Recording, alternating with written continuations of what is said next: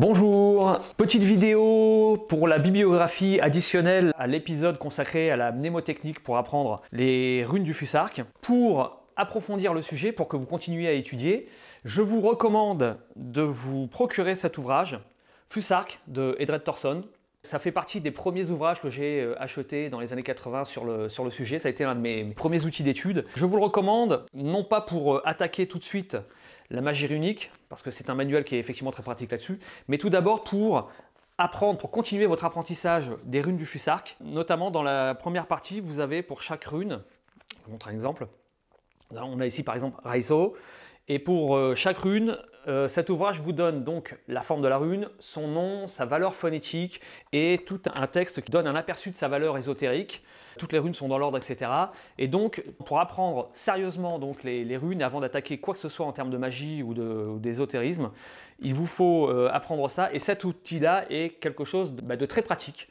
C'est en partie grâce à lui que j'ai pu mettre au point à la longue la technique dont j'ai eu besoin moi pour mémoriser tout ça. C'est très complexe. Donc voilà, Fusark de Edred Thorson.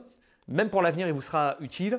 Autre ouvrage dont là l'achat est absolument obligatoire, ce sont une partie des Eddas. Donc là, c'est les Eddas de Snorri Sturluson, traduction de François-Xavier Dillmann. Alors c'est un ouvrage universitaire, hein, ça a été traduit par un universitaire, l'un des rares ouvrages qui nous donne les textes de notre mythologie en français, donc on a une très bonne traduction, annotée par un scientifique, ça aussi c'est toujours intéressant, et surtout dans cet ouvrage-là, on a le texte de la Gylfaginning, qui explique la création de l'univers par les dieux, comment Odin, Vili, Vé, c'est ce que je vous racontais donc dans la vidéo, crée à partir du chaos primordial, crée l'univers, etc.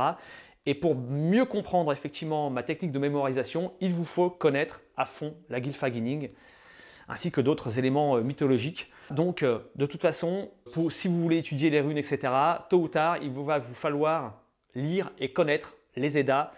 En tout cas, cette partie des Eddas, parce qu'il y a d'autres ouvrages qui s'appellent Eddas, j'aurai l'occasion de vous en parler dans une autre note bibliographique. Voilà, les Eddas de Snorri Sturluson, traduction de François-Xavier Dillmann. Voilà pour les lectures.